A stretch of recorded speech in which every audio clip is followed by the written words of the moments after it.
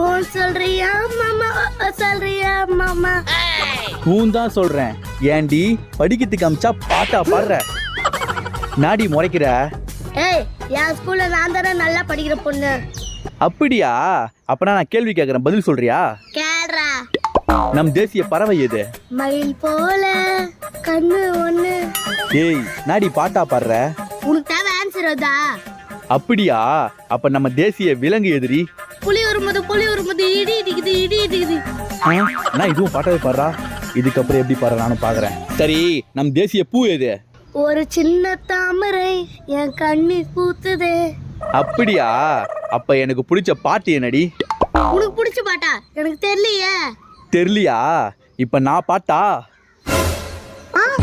நான் அடிச்சா தாங்க மாட்டேன், 4 மாசம் தூங்க மாட்டேன். நில்றி ஏய்.